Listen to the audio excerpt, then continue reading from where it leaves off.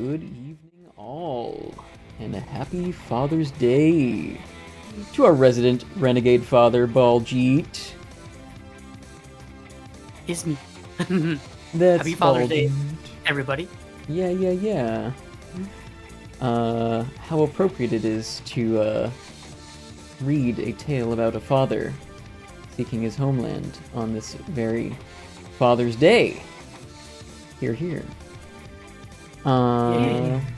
Yeah. I'm excited to get back into this, you guys. So welcome to the Digital Dojo, where we challenge, cooperate, and meditate on things, and tonight is reading Renegades, the Odyssey Book 8. Folks, starting with Celine, our esteemed guest. Go ahead and introduce yourselves. Hello, my name is Celine Heidelman. I do reading on my own channel as well as cooperating with the Reading Renegades here. I have a wide variety of voices, a fairly wide vocal range, if you're not already familiar with it. So generally speaking, if you hear a voice and you can't figure out who it came from, there's a solid chance it came from me. But in addition to reading stories, I also will sometimes voice act old video games that don't have voice acting on my channel. But I'm here generally to have fun and to explore more of this book that, boy, I've read it a few times throughout my life, and I couldn't tell you nearly as much about it as what I think I should for having read it multiple times. It's a different experience every time, right? Yeah, well, and reading it when you're a child and just kind of getting through it is very different from reading it for school when it's mostly just you have to know enough about it to bullshit something. And that in turn is different than, trying to do it here with a group of comrades and compatriots, and things are what they are. Yeah, it's much closer to the oral tradition that Homer envisioned, and I appreciate that. I love that. That's what Reading Renegades is all about, is sharing our stories and our experiences and making, new or investigating the context of them. I really enjoyed that part of it, and having a lot of laughs along the way. So yeah, thank you for joining us again, Celine. Always a pleasure. Oh, thank you for including me. Anything else you want to talk about? How was your week? What have you been up to? Well, my week was my week. The stuff that I'm generally interested in sharing gets put on Blue Sky because that's kind of what I'm hanging out in for social medias at this point.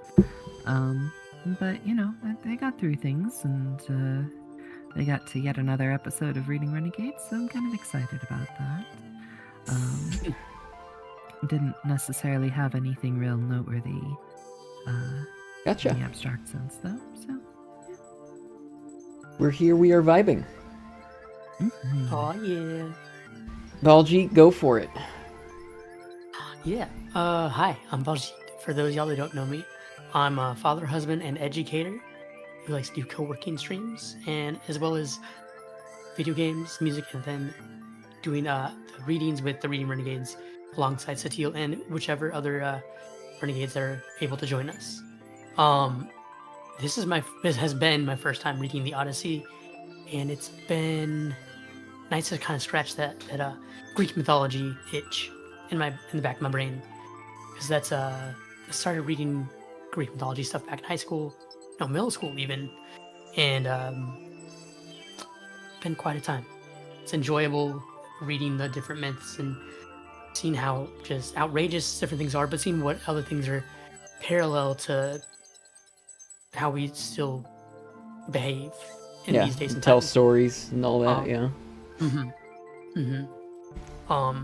And realize that some people are still just as goofy about trying to hit on someone, even if they're like coming off a ship and looking ridiculous as people are now, even if they fall off a bike or something and then try to hit on somebody. It's I don't know. It's literature, I guess. Yeah. No, it's cool. Glad to be here. Thank you. Yeah, this is also my first time reading it, and I've been enjoying it very much so far. And I was reading a version of it alongside this. I haven't kept up with, just so I can like solidify. Like, did that actually happen? Like, are these the words being told to me right now as we're reading them aloud? Because I have a different translation. And like that's kind of the version I go back to and like confirm, oh yeah, that is exactly what they're talking about. So it's fun to compare, and being a media theory, coming from a media theory background and criticism background, it's so cool to just follow how these story elements and archetypes have evolved and still remain ever so present in our stories and our the way we interact with philosophy and morality and incorporate them in our stories. I really enjoy it. And I really enjoy that you guys are taking this journey with me.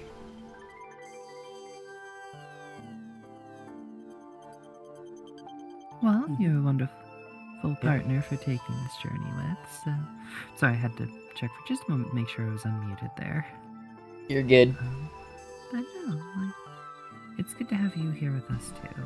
So, thank you for organizing this and for bringing us all together. And to give you a little more appreciation, Celine, I'm going to turn you up a little bit. Oh, I should probably also check and make sure that my mic is set correctly. That's alright. I'm going to put you at 150%. 150. 150%! Balji, how was your Father's Day? It was good. I slept in. I feel like I usually sleep in on now that it's summer, but I slept in a little bit extra. I got to watch a little bit of Pokemon with my kiddo, which is nice. Made cookies for my other, well, I guess it's like a family friend who's also a dad. His wife is like my wife's best friend since like they were kids, and so he said he wanted like double chocolate chip cookies because I made these chocolate cupcakes yesterday for my kid's birthday party, and so I was like, let me do this today because like this is just a regular thing I do. And then I grilled out on a father-in-law's new grill, which was fun, and we just vibed, you know. Nice. How was the birthday, by the way, for your little one? I think that went pretty well. She was in the swimming pool and she's like finding her way with that. Mm-hmm. It wasn't like a lot of people, but it just felt like it was a fair amount of people just because of the amount of space that there was. But she kind of got upset when we started saying happy birthday. I don't think she likes either. Like she likes at being the center of attention from my wife and I, or like when she's around her grandparents. But like if it's like everybody in the room, it's like no, not me. Last year we had done like she picked her Pokemon starter at the birthday party, but this year because the party was delayed from her actual birthday, we went ahead and did that like 2 weeks ago. And her Gen 2 Pokemon starter is Chikorita. Nice. So yeah. Yeah. That's solid. That's so one. cute. She's growing up so fast. She is. How's it make you feel? And it's so interesting that it coincides with Father's Day because like my birthday's around Father's Day too. So my dad and I, you know, we're like growing together in that sense, you know, that father-son kind of bond. Yeah, it definitely makes me feel like I'm old to some extent, especially when my students bring that up and say that I'm old. I definitely, because it's like for the most part, I still feel like I'm a kid. Like when I'm on stream, when I'm playing video games, joking and laughing with people, I definitely feel like I'm a kid still. But then like when I gotta like have someone's life be my responsibility and like understand like that, like everything that I do that like they see or even the things that they don't see, but sets like the tone for what their day is going to be like and everything. That just it shifts a lot for me for what my mindset is. And oftentimes I'd have to think back to like what my mom and my dad did, and it's like, man, I didn't realize like all this stuff where they're like either like nagging on me about stuff, or not even nagging, if it was like trying to make sure I'm doing things that are helpful long term, like, and how that would set me up to be successful.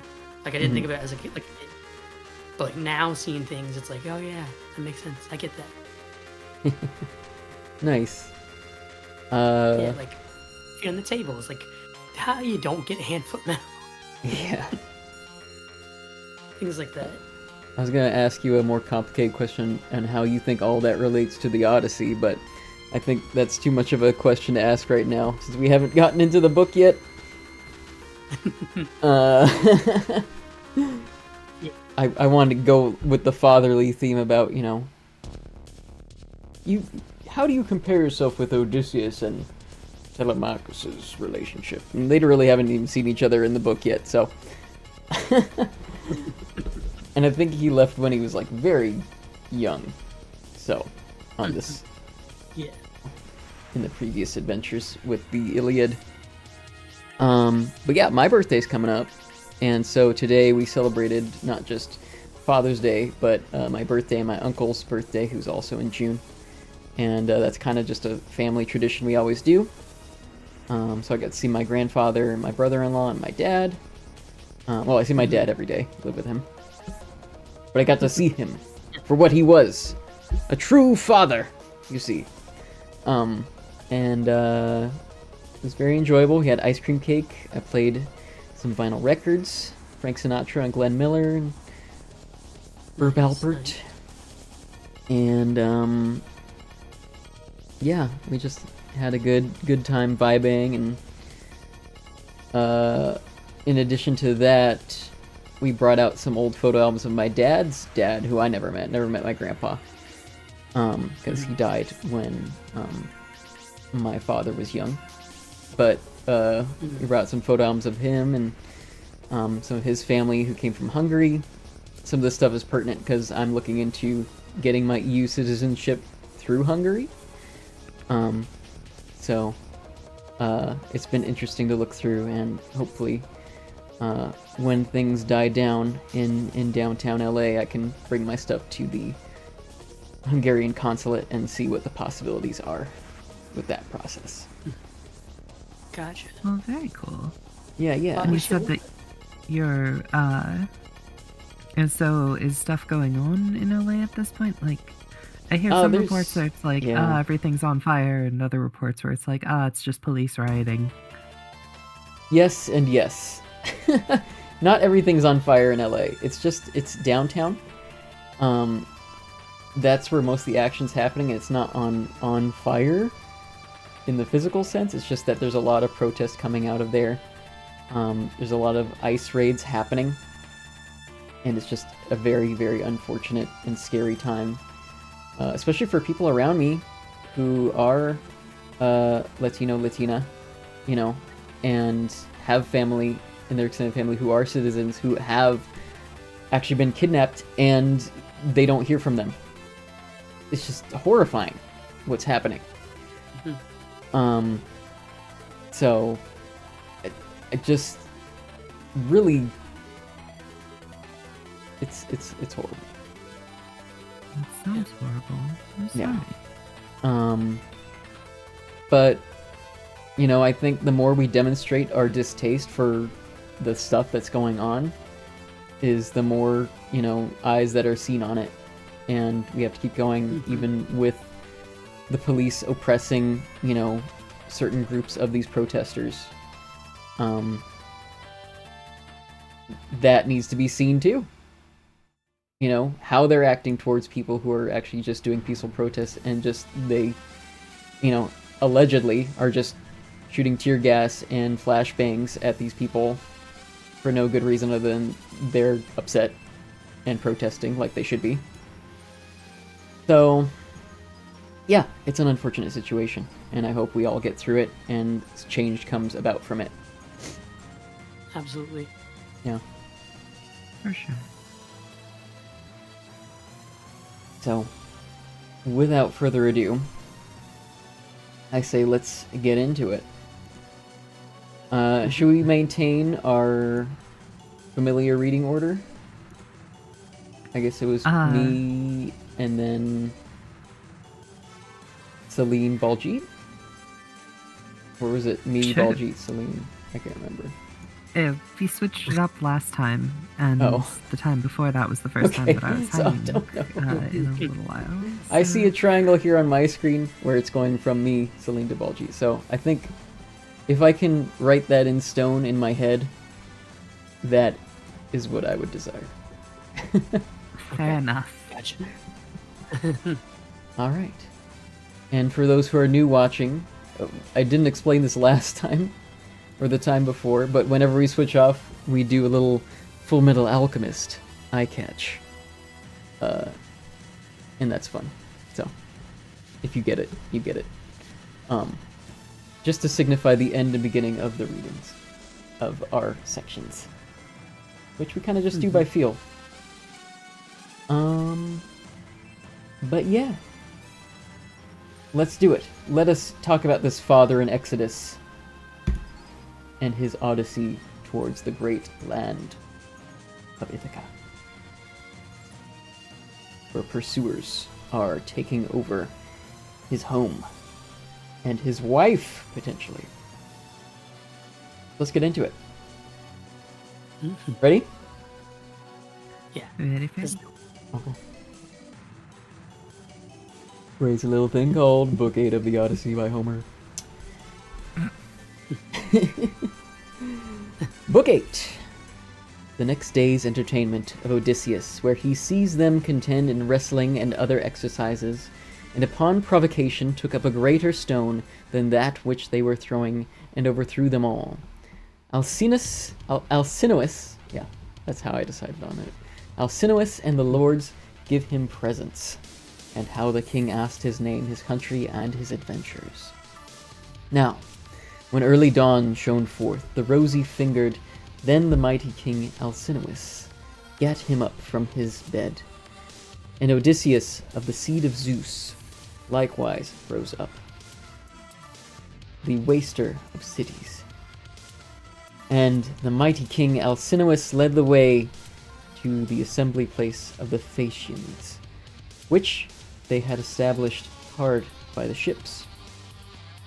So, when they had come hither, and sat them down on the polished stones close by each other, Pallas Athena went on her way through the town in the semblance of the herald of wise Alcinous, devising a return for the great-hearted Odysseus. Then standing by each man, she spake. Spake counter go up. Oh, Baljeet, I totally forgot. We need to share the chat, don't we?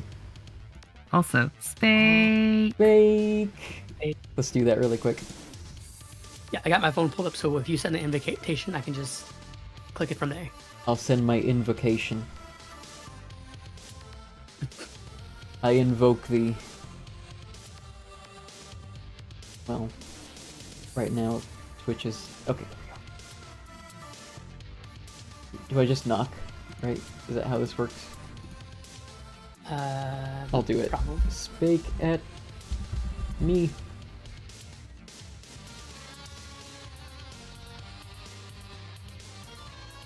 Please hold. What am I holding? You're holding your thoughts. Not easily, dang. Okay, there we go. Excellent. Now, without further ado, let us keep going. Can't go on without the spake counter in my chat either, you know. So. Hither! Now get ye to the assembly, ye captains and counselors of the Phaeacians, that ye may learn concerning the stranger who hath lately come to this palace of wise Alcinous, and his wanderings over the deep, the wide dark deep, and his form is like the deathless gods. Therewith she aroused the spirit and desire of each one, and speedily the meeting places and seats were filled with men that came to the gathering, yea, and many and one marveled at the sight of the wise son of Laertes, for wondrous was the grace Athena poured on his head and shoulders, and she made him greater and more mighty to behold, that he might win love and worship and honor among all the Phaeacians, and that he might accomplish many feats wherein the Phaeacians made trial of Odysseus. Now when they were gathered to come together, Alcinous made harangue, and spake among them. Hearken, ye captains and counselors of Phaeacians, and I will say that which my spirit within me bids me utter. This stranger, I know not who he is, hath come to my house in his wandering, whether from the men of the dawning or the westward, and he presses for a convoy, and prays that it be assured to him. So let us, as in time past, speed on the convoy. For never, nay, never doth any man who cometh to my house abide here for long in sorrow, for want of help upon his way. Nay, come let us draw down a black ship to the fair salt sea for her first voyage, and let them choose 52 noble youths throughout the township who have been proved heretofore the best. And when ye have made fast the oars upon the benches, step all ashore, and thereafter come to our house, and quickly fall to feasting. And I will make good provision for all. To the noble youths I give this commandment. But ye others, sceptred kings, come to my fair dwelling, that we may entertain the stranger in the halls, and let no man make excuse. Moreover, bid hither the divine minstrel, Demodocus, for the god hath given given minstrelsy to him as to none other, to make men glad in what way soever his spirit stirs him to sing. Full Metal Alchemist. He spake and led the way, and the sceptred kings accompanied him, while the henchmen went for the divine minstrel. Then chosen youths 52 departed at his command to the shore of the unharvested sea. But after they had gone down to the ship and to the sea, first of all they drew the ship down to the deep water, and placed the mast and sails in the black ship, and fixed the oars in the leathern loops, all orderly, and spread forth the white sails, and they moored her high out in the shore water, and thereafter went on their way to the great palace of the wise Alcinous. Now the galleries and the courts and the rooms were thronged with men that came to the gathering, for there were many, young and old. Then Alcinous sacrificed 12 sheep among them, and 8 boars with flashing tusks, and 2 oxen with trailing feet. These they flayed and made ready, and dressed a goodly feast. Then the henchman drew near, leading with him the beloved minstrel whom the muse loved dearly. And she gave him both good and evil. Of his sight she reft him, but granted him sweet song.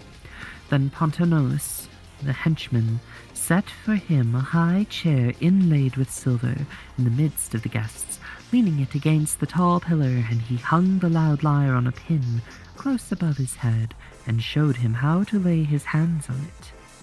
And close by him he placed a basket and a fair table, and a goblet of wine by his side to drink when his spirit bade him. So they stretched forth their hands upon the good cheer spread before them. But after they had put from them the desire of meat and drink, the muse stirred the minstrel to sing the songs of famous men, even that lay whereof the fame had then reached the wide heaven, namely the quarrel between Odysseus and Achilles, son of Peleus. How once upon a time they contended in fierce words at a rich festival of the gods, but Agamemnon, king of men, was inly glad when the noblest of the Achaeans fell at variance, for so Phoebus in his soothsaying had told him that it must be, in goodly Pytho, what time he crossed the threshold of stone to seek the oracle. For in those days the first wave of woe was rolling on Trojans and Danaans through the council of great Zeus. This song it was that the famous minstrel sang, but Odysseus caught his great purple cloak with his stalwart hands and drew it over his head, and hid his comely face, for he was ashamed to shed tears beneath his brows in presence of the Phaeacians. Yea, and oft as the divine minstrel paused in his song, but Odysseus would wipe away the tears, and draw the cloak off his head, and take the two-handled goblet and pour forth before the gods. But whensoever he began again, the chief of the Phaeacians stirred him to sing in delight, and delay again would Odysseus cover up his head and make moan. Now none of all the company marked him weeping, but Alcinous alone noted it, and it was ware thereof, as he sat by him and heard him groaning heavily. And presently he spake among the Phaeacians, masters of the oar. Hearken ye, captains and counsellors of the Phaeacians. Now have our souls been satisfied with good feast and with the lyre, which is the mate of the rich banquet. Let us go forth anon and make trial of divers games, that the stranger may tell his friends when home he returneth, how greatly we excel all men in boxing and wrestling and leaping and speed of foot. He spake, and led the way, and they went with him. And the henchman hung the loud lyre on the pin, and took the hand of Demodocus, and led him forth from the hall, and guided him by the same way whereby those of others, the chiefs of the Phaeacians, had gone to gaze upon the games. So they went on their way to the place of assembly, and with them a great company innumerable, and many a noble youth stood up to play. Then rose Acronius and Ochialus, and Elatrius and Nautus, and Perminus, and Anchialus, and Etremius, likewise Euryalus, the peer of murderous Ares, the son of Nabulus, who in face and form was goodliest of all the Phaeacians next to the noble Laodamas. And there stood upon the three sons of noble Alcinous, Laodamas and Halius, the godlike Clytonius. And behold, these all first tried the issue in the foot race. From the very start they strained at utmost speed, and all together they flew forward swiftly, raising the dust along the plain. And noble Silotinus was far the swiftest of them all in running, and by the length of the furrow that mules cleave in the fallow field, so far did he shoot to the front, and came to the crowd by the lists, while those others were left behind. Then they made trial of strong wrestling, and here in turn Euryalus excelled in all the best, and in leaping Amphialus was by far the foremost, and Elatrius in weight throwing and in boxing, Laodamas, the son of Alcinous. Now when they all had taken their pleasure in the games, Laodamas, son of Alcinous, spake among them. Full Metal Alchemist. That was a lot of names. It was. Two names. My apologies for stumbling. My Greek is basically non-existent. Acroneus, Ochialus, Elatrius, Nautius, Primnius, Anchialus, Eretmeus, Ponteus, Proreus, or Proreus, Thune. Thune is like the outlier. Anabasinius, Amphialus, son of Polynius, son of Tecton. Likewise, Euryalus. I like Euryalus. Euryalus, like Eurydice, Euryalus. Yeah. Okay. Peer of murderous heirs. The son of Naubolus. Now bolus. We're going bowling, y'all. Now bolus. Naubolus, you better not be bowling. Yeah. Okay. Wow. And Clytenus. Probably gonna mix them up again. Like Clytenus. I mean, they're just here to like do party tricks and competition. Yeah, that sounds about right. Anyways, I just wanted to go over the sheer amount of names that Celine had to hurdle over. Oh, and Halius. Yes. All right. You know, those good common names. We totally all had lunch at the table with them back in school, right? So true. collects when they Euryalus would ends, always for get an sure. extra freaking brownie, you know? Mm-hmm. Of all the people. Alright. Full Metal Alchemist. Come, my friends. Let us ask the stranger whether he is skilled or practiced in any sport. Ill-fashioned at least, he is not in his thighs and sinewy legs and hands withal, in his stalwart neck and mighty strength. Yea, and he lacks not youth, but is crushed by many troubles. For I tell thee, there is naught else worse than the sea, to confound a man, how hardy soever he may be.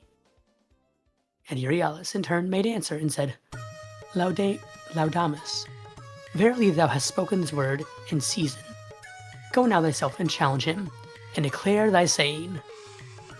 Now, when the good son of Alcinous heard this, he went and stood in the midst, and spake unto Odysseus, Come, do thou too, father and stranger, try thy skill on the sports, if haply thou art practised in any, and thou art like to have knowledge of games. For there's no greater glory for a man while yet he lives, than that which he achieves by hand and foot.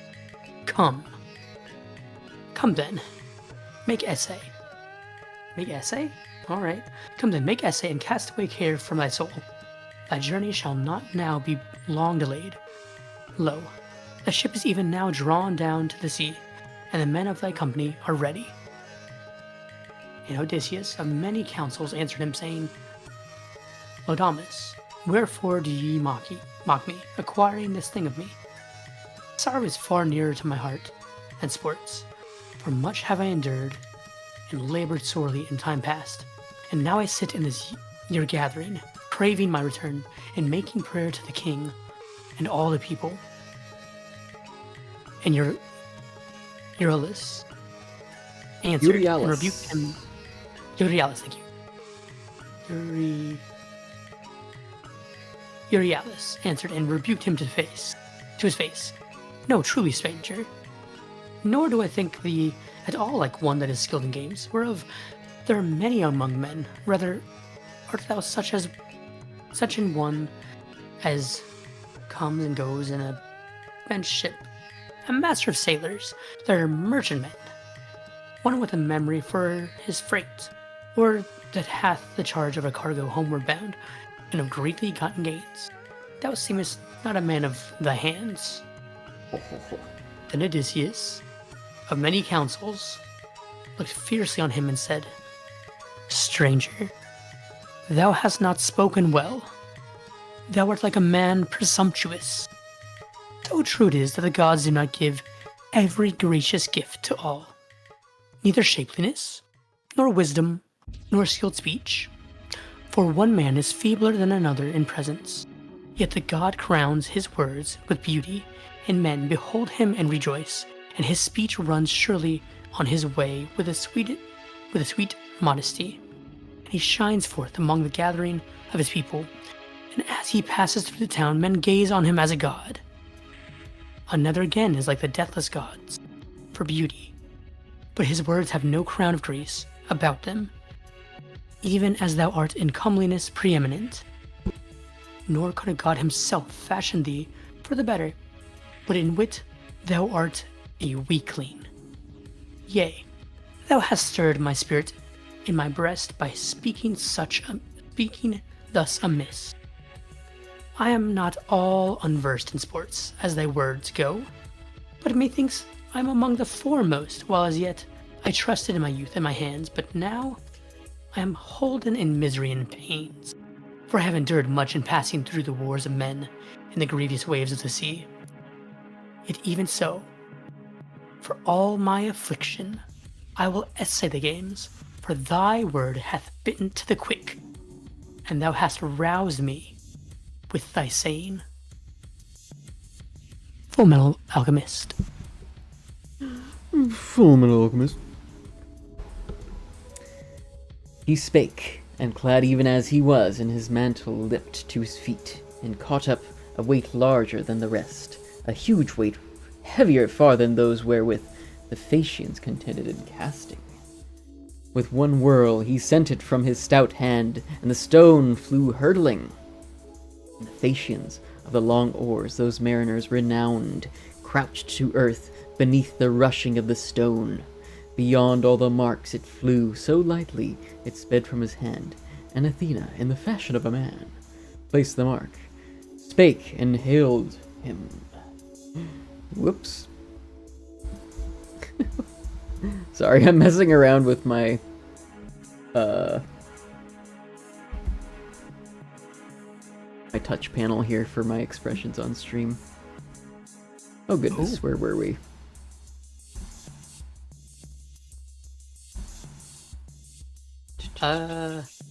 He spake and clad even? No. Yeah. Oh, and spake and hailed him. That's what it was. God. So she spake. Athena in the... Oh, Athena yeah, and blind the man, fat stranger, man. right? Yeah. Okay, there we go. Mhm. Yeah. So sorry. I didn't realize that I need to fix this touch portal so it doesn't, like, do random keyboard commands. I'll stick with my neutral face.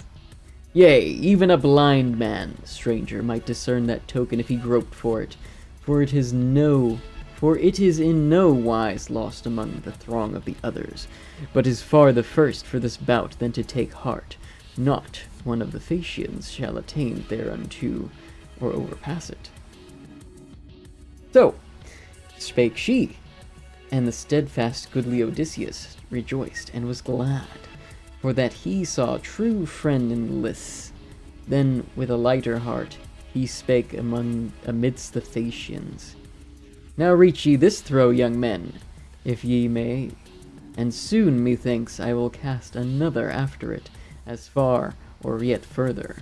And whomsoever of the rest his heart and spirit stir thereto, hither let him come, and try the issue with me, in boxing, or in wrestling, or even in the foot race. I care not which, for ye have greatly angered me. Let any of all the Thasians come, save Laodamas alone, for he is mine host. Who would strive with one that entreated him kindly? Witless and worthless is this man, who so challengeth his host that receiveth him in a strange land. He doth but maim his own estate. But for the rest I refuse none, and hold none lightly. But I fain would know and prove them face to face, for I am no weakling in all sports, even in the feats of men. I know well how to handle a polished bow, and ever the first would I be to shoot and smite my man in the press of foes, even though many of my company stood by, and were aiming at the enemy. Alone, Philoctetes in the Trojan land surpassed me with the bow in our Achaean archery, but I avow myself far more excellent than all besides of the mortals that are now upon the earth and live by bread. Yet with the men of old time I would not match me, neither with Heracles, nor with Eurytus of Oechalia, who contended even with the deathless gods for the prize of archery. Wherefore the great Eurytus perished all too soon, nor did old age come on him in his halls, for Apollo slew him in his wrath, seeing that he challenged him to shoot a match. And with the spear I can throw further than any other man, and shoot an arrow. Only I doubt that in the foot race of some of the Phaeacians may outstrip me, for I have been shamefully broken in many waters, seeing that there was no continual sustenance on board, wherefore my knees are loosened. So spake he, and all kept silence, and Alcinous alone answered him, saying, Stranger, forasmuch as these thy words are not ill taken in our gathering, but thou wouldst fain show forth the valour which keeps thee company, being angry that yonder man stood by thee in the lists and taunted thee in such sort as no mortal would speak lightly of thine excellence, who had knowledge of sound words. Nay, now mark my speech. So shalt thou have somewhat to tell another hero, when with thy wife and children thou suppest in thy halls, and recallest our prowess. What deeds Zeus bestoweth even upon us from our fathers' days, even until now.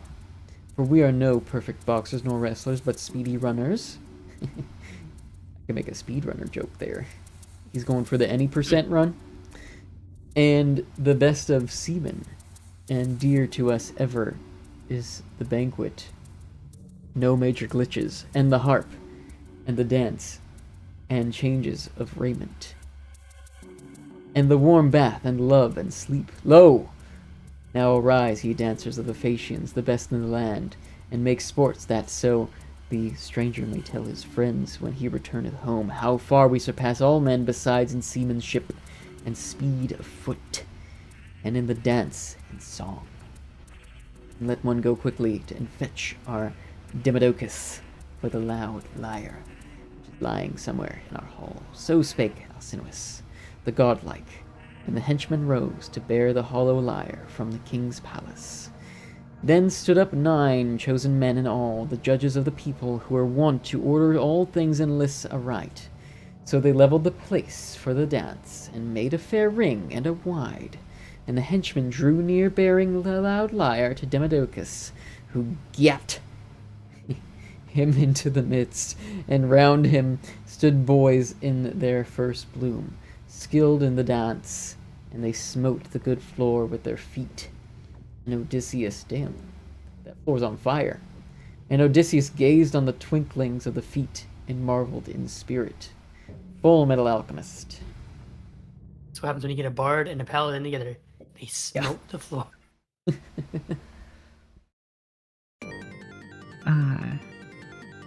Let's see here.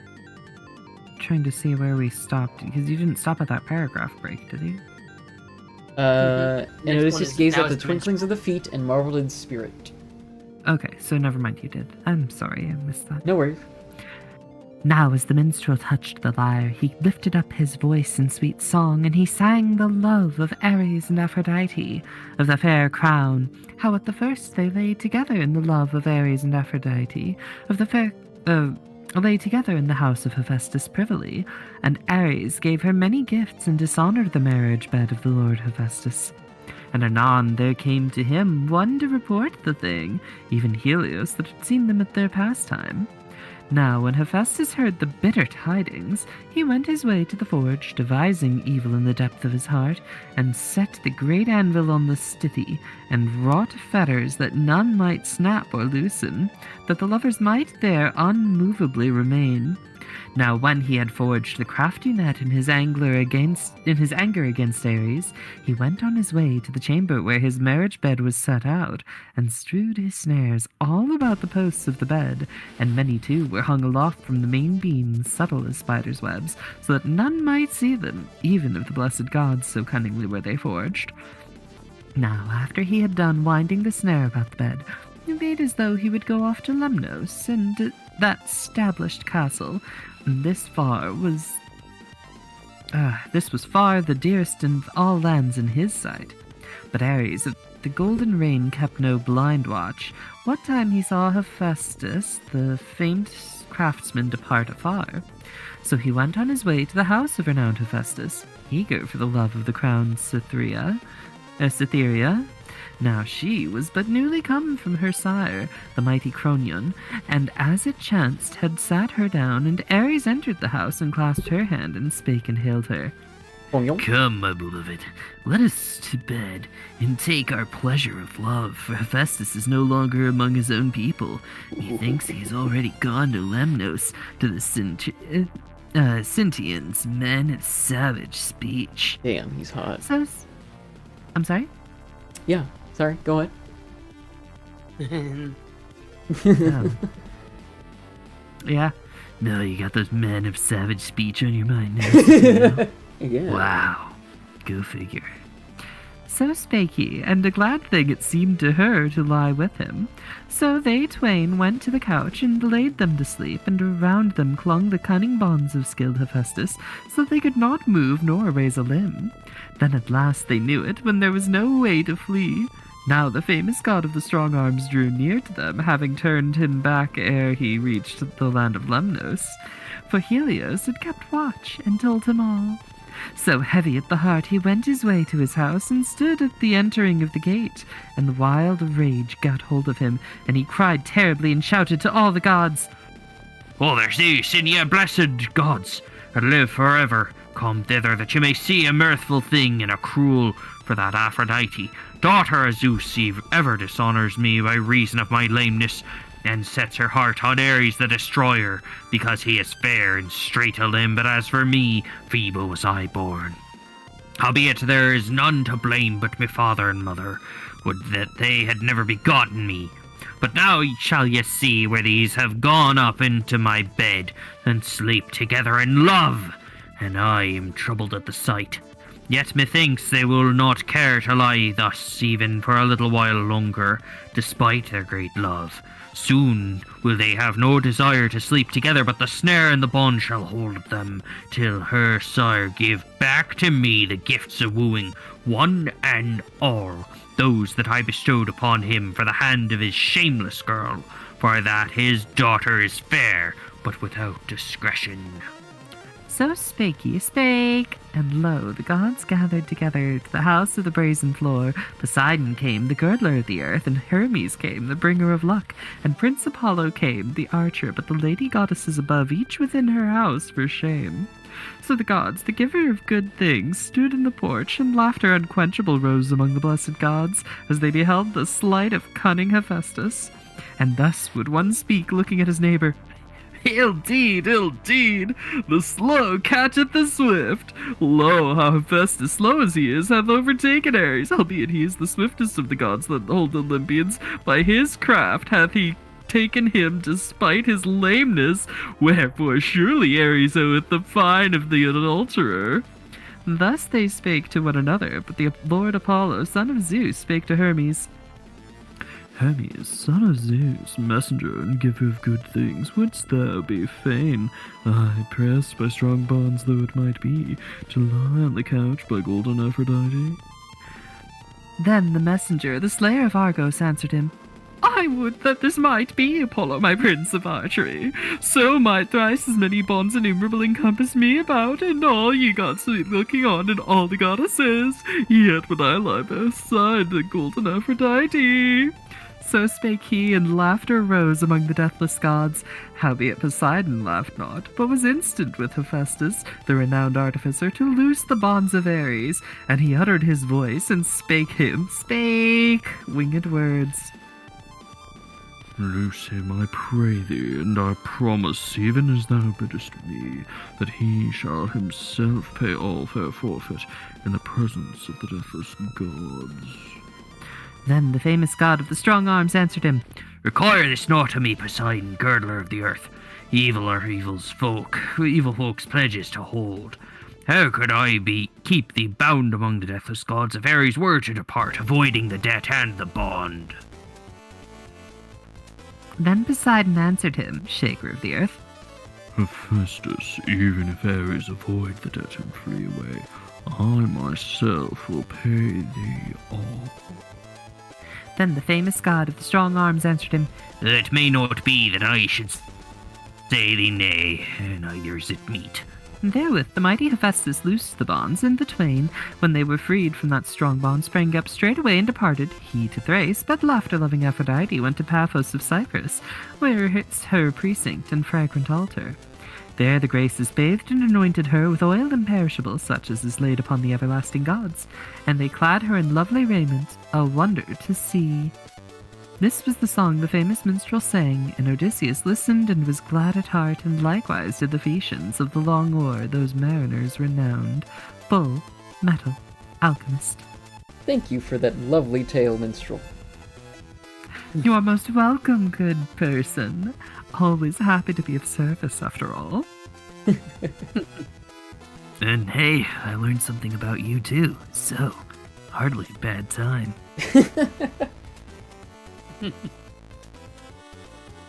Full Metal Alchemist. Then Alcinous bade Helios and Laodamas dance alone, for none ever contended with them. So when they had taken in their hands the goodly ball of purple hue that cunning Polybus had wrought for them, the one would bend backwards and throw it towards the shadowy clouds, and the other would leap upward from the earth and catch it lightly in his turn, before his feet touched the ground. Now after they had made trial of throwing the ball straight up, the twain set to dance upon the bounteous earth, tossing the ball from hand to hand, and the other youths stood by the list and beat time, and a great din uprose. Then it was that goodly Odysseus spake unto Alcinous, My lord Alcinous, most notable among all the people, thou didst boast thy dancers to be the best in the world, and lo, thy words are fulfilled. I wonder as I look on them. So spake he, and the mighty king Alcinous rejoiced, and spake at once among the Phaeacians, masters of the oar. Hearken ye, captains and counselors of the Phaeacians. This stranger seems to me a wise man enough. Come then, let us give him a stranger's gift, as is meet. Behold, there are 12 glorious princes who rule among this people and bear sway, and I myself am the 13th. Now each man among you bring a fresh robe and a doublet, and a talent of fine gold, and let us speedily carry all these gifts together, that the stranger may take them in his hands and go to supper with a glad heart. As for Euryalus, let him yield amends to the man himself with soft speech and with a gift, for his was no gentle saying. So spake he, and they all assented thereto, and would have it so. And each one set forth his henchman to fetch his gift. And Euryalus answered the king and spake, saying, My lord Alcinous, most notable among all the people, I will make atonement for thy guest according to thy word. I will give him a hanger all of bronze, with a silver hilt thereto, and a sheath of fresh sewn ivory. Oh, fresh sewn ivory about it. No, I'm trying again. A sheath of fresh sewn ivory covers about it. Covers it about. Oh my A goodness. sheath of fresh sawn ivory Fresh sewn covers it about. ivory. I don't know why it was so tricky to read. It's okay. It shall be to him a thing of price. Word order in this thing is always a thing. Mm-hmm. Yeah. Mm-hmm. Therewith he put into his hands the hanger dight of silver, and uttering his voice spake to him winged words. Hail, stranger and father, and if aught grievous hath been spoken, oh my goodness. If aught grievous hath been spoken, may the storm winds soon snatch and bear it away. But may the gods grant thee to see thy wife and to come to thine own country. For all too long have thou endured affliction away from thy friends. And Odysseus of many counsels answered him, saying, Thou too, my friend, all hail, and may the gods vouchsafe thee happiness, and mayst thou never miss this sword. Oh my, why am I saying sword? Oh, wow. The sword. And may thou never miss this sword which thou hast given me, that with soft speech hast yielded me amends. Full Metal Alchemist. Okay. There was like 4 spakes in there. Yeah, I couldn't do any of them because I realized if I do the command in my chat, Yeah, it you doesn't got- transfer to yours. Yeah, you gotta be in my chat. Yeah, That's one and spake. I can't do that at the moment. But you can spake it up. Mhm. Do you want to do that before I go on, Yeah. or does it matter? You're good. Okay. Full Metal Alchemist. He spake, and hung about his shoulders the silver-studded sword. And the sun sank, and noble gifts were brought him. Then the proud henchman bare them to the palace of Alcinous, and the sons of noble Alcinous took the fair gifts and set them by their reverend mother.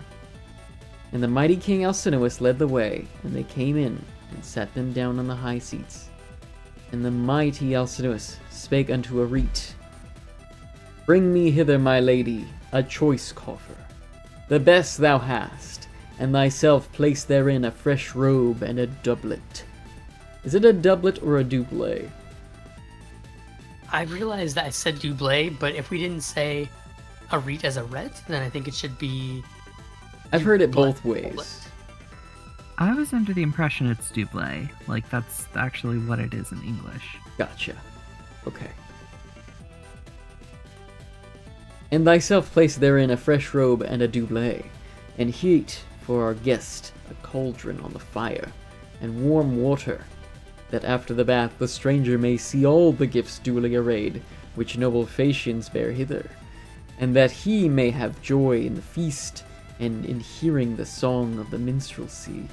Also I will give him a beautiful golden chalice of mine own, that he may be mindful of me all the days of his life, when he poureth the drink offering to Zeus and to the other gods. So spake he, and Arete bade her handmaids to set him a great cauldron on the fire, with what speed they might. And they set the cauldron for the filling of the bath on the blazing fire, and poured water therein, and took faggots and kindled them beneath. Those are little cigars, usually, just for context, dear viewer. Little sticks that you light, I guess, right? Would be in this olden term version of that word. A bundle of sticks. A bundle of sticks is what I've always thought it was, but... So the fire began to circle round the belly of the cauldron, and the water waxed out. Meanwhile, Arete brought forth for her guest the beautiful coffer from the treasure chamber, and bestowed fair gifts therein, raiment and gold, which the Phaeacians gave him. And with her own hands she placed therein a robe and goodly doublet, uttering her voice spake to him winged words. Do thou now look to the lid, and quickly tie the knot, lest any man spoil thy goods by the way, when presently thou fallest on sweet sleep travelling in thy black ship. Now, when the steadfast goodly Odysseus heard this saying, forthwith he fixed on the lid, and quickly tied the curious knot, which the lady Circe on a time had taught him. Then straightway the housewife bade him go to the bath and bathe him. And he saw the warm water and was glad, for he was not wont to be so cared for from the day that he left the house of fair-tressed Calypso, but all that while he had comfort continually as a god. Now after the maids had bathed him, and anointed him with olive oil, and cast a fair mantle and a doublet upon him, he stepped forth from the bath, and went to be with the chiefs and their wine. And Nausicaa, dowered with beauty by the gods, stood by the pillar of the well-builded roof, and marveled at Odysseus, beholding him before her eyes, and she uttered her voice, and spake to him winged words. Farewell, stranger, and even in thine own country, bethink thee of me upon a time, for that to me first thou owest the ransom of life. And Odysseus of many counsels answered her, saying, Nausicaa, daughter of great-hearted Alcinous, yea, may Zeus, the thunderer, the lord of here, grant me to reach my home, and see the day of my returning. So would I, even there, do thee worship as to a god, all my days evermore, for thou, lady, hast given me my life. He spake, and sat him in the high seat by King Alcinous. And now they were serving out the portions and mixing the wine. Then the henchmen drew nigh, leading the sweet minstrel Demodocus, that was had in honor of the people. So he set him in the midst of the feasters, and made him lean against a tall column. Then to the henchmen spake Odysseus of many counsels, for he had cut off a portion of the chine of a white-toothed boar, whereon yet more was left, with rich fat on either side. Lo, henchman, take this mess, and hand it to Demodocus, that he may eat, and I will bid him hail, despite my sorrow. For minstrels from all men on earth get their need of honor and worship, inasmuch as the Muse teacheth them the paths of the song, and loveth the tribe of the minstrels. Thus he spake, and the henchman bare the mess, and set it upon the knees of the lord Demodocus, and he took it, and was glad at heart. Then they stretched forth their hands upon the good cheer before them, now after they had put from them the desire of meat and drink. Then Odysseus of many counsels spake to Demodocus, saying, Demodocus, I praise thee far above all mortal men, whether it be the Muse, the daughter of Zeus, that taught thee, or even Apollo, for right duly dost thou chant the faring of the Achaeans. Even all that they wrought and suffered, and all their travail, as if methinks thou hadst been present, or heard the tale from another. Come now, change thy strain, and sing of the fashioning of the horse of wood, which Epeius made by the aid of Athena, even the guileful thing that goodly Odysseus led up into the citadel when he had laden it with the men who wasted Ilios. If thou wilt indeed rehearse me this aright, so will I be thy witness among all men. So how the God of his grace hath given thee the gift of wondrous song. Full Metal Alchemist, minstrel, take it away. So spake he, and the minstrel, being stirred by the god, began and showed forth his minstrelsy.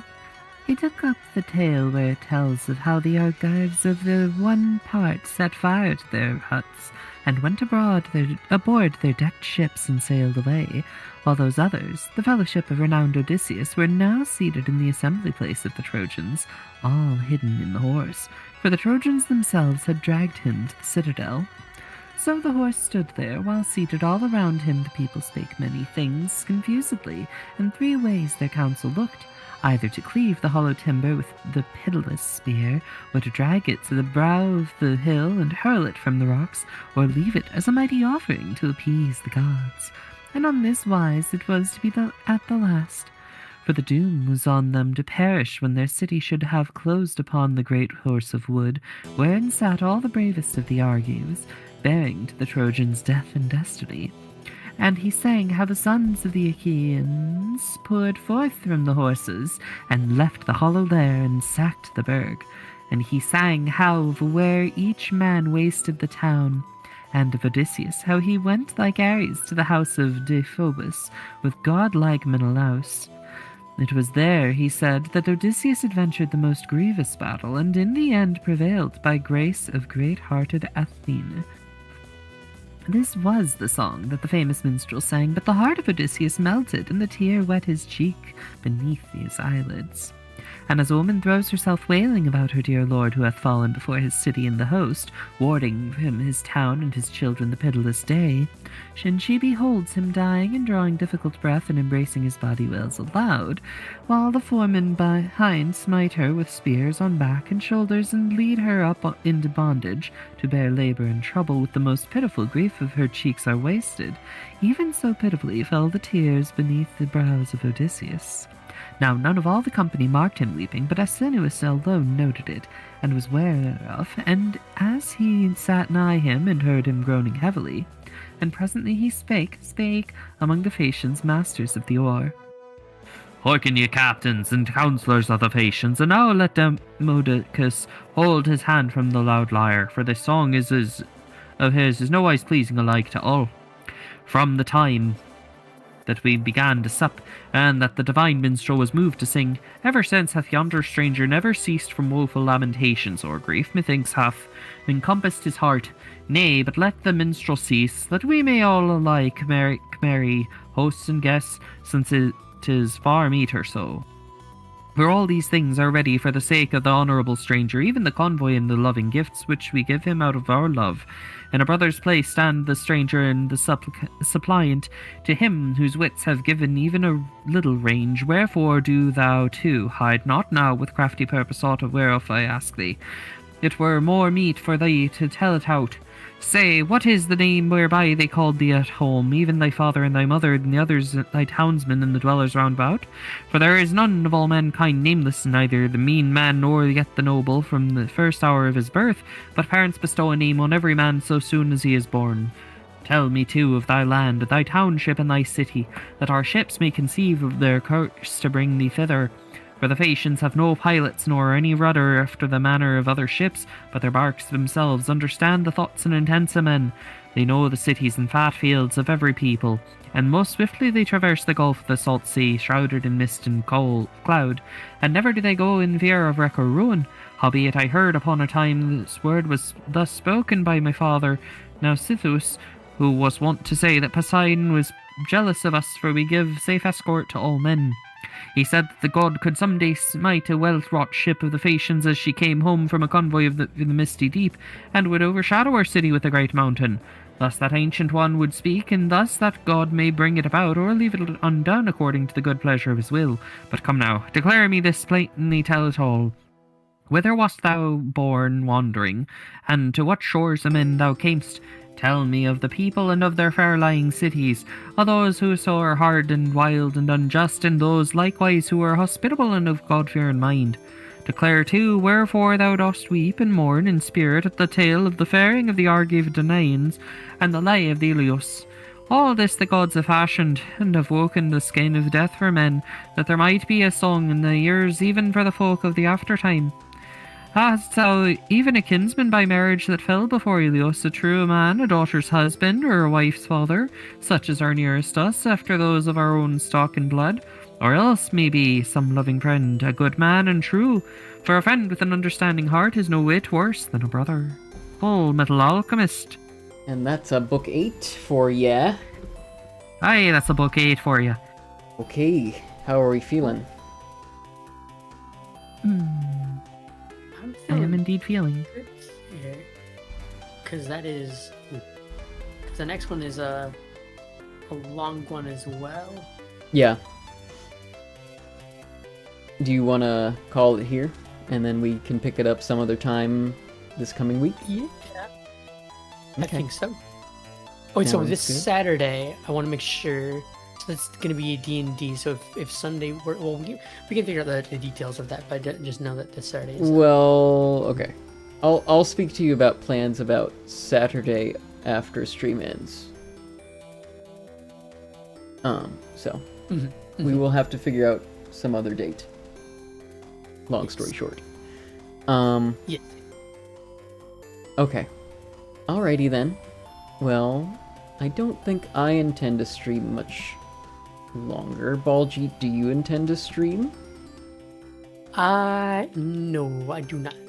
Okay. Well, actually, maybe I So we will could, stay up. I don't know. I didn't plan on it. I thought this was going to be a 2-hour book.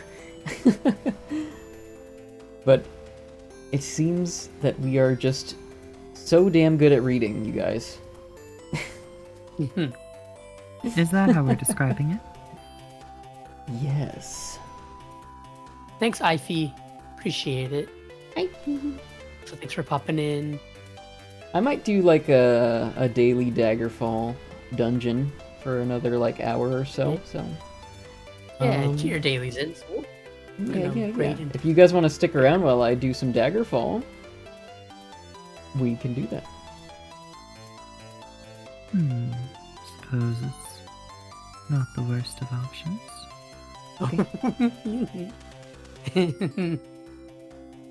On how And, to raid and touch the deal from here. I'm gonna go ahead and take a little break. First of all, I'm gonna get some water, and then I will set up the gameu. Alright. I think I might actually just hop off here. I've got a few No other worries. things to attend to. But Yeah. thank you once again for including me. Thank you to everybody who stuck around. It's always lovely to spend some time with both of you. And I'll talk to everyone next time. Alrighty. Have a good evening. You too. Alrighty, Baljeet. Are you off too? Yeah, I'm a raid over to you. Okay. The people know. And then are you hopping off the call? I am, but then we can we'll figure out the time to read as we Oh, yeah. usually do, Yeah. separate from that. For sure.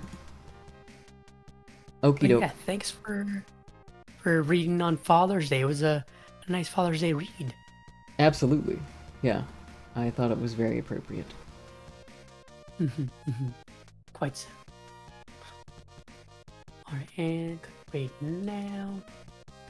You'll be getting little burbs in a little bit. Alright. Thank you very much. And Yeah. I'll see you around. Yep. Have a good one. You too.